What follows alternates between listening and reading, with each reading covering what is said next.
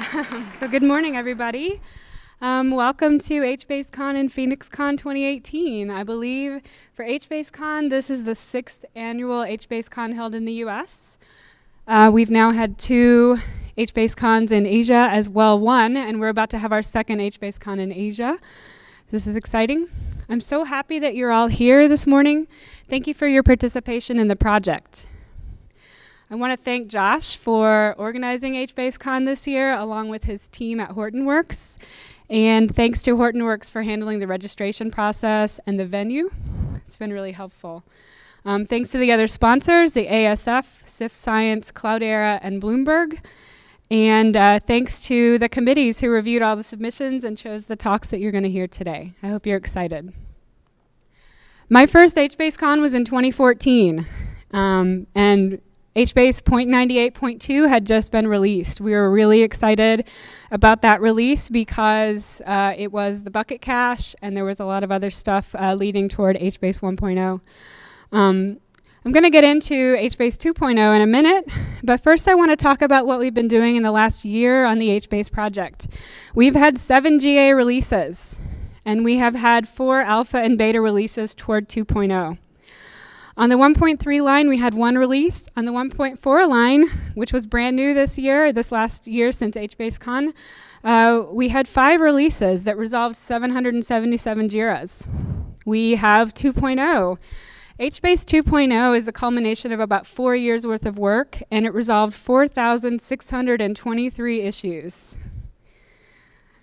HBase 1.0 gave us the bucket cache, like I said. 2.0 makes it just as fast as the LRU cache. We now have the compacting mem store, which reduces the amount of temporary data that you're writing out to your disks and makes it much more efficient to do writes. We have true backup to complement your replication strategies and your snapshotting strategies so that you can protect your data, which is the most important reason why you use HBase in the first place. We have quotas so that your workloads don't step on each other. We have a new assignment manager, which you should ask Stack all about.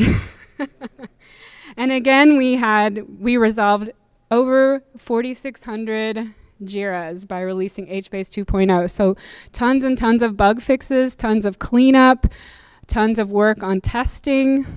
So this is a pretty cool release.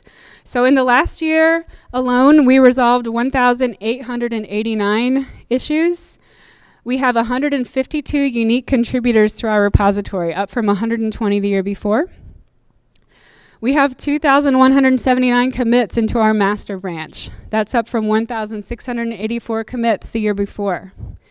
We have 12 new committers from all over the world, and we have 7 new PMC members. HBase is still a strong project. We're doing really good computer science in the open source. We also have a new PMC chair, which is me. I took over from Andrew Pertel, who did a fantastic job in the PMC. So as the PMC chair right now, I'm concerned about overall project health and participation. And I'm excited that we have contributors from all over the world. I'm excited that the majority of our new committers and PMC members are not US based. I'm really excited about the 2nd annual HBaseCon Asia, which is going to take place on August 17th in Beijing, hosted by Alibaba, and the tickets are free. So this is really amazing. This is going to be a good conference. The participation in mailing lists continues to increase, and overall developer engagement is high. So the HBase project represents solid, useful computer science that solves problems and runs businesses every day. To keep that going, we need to keep bringing more diversity, more ideas into the project.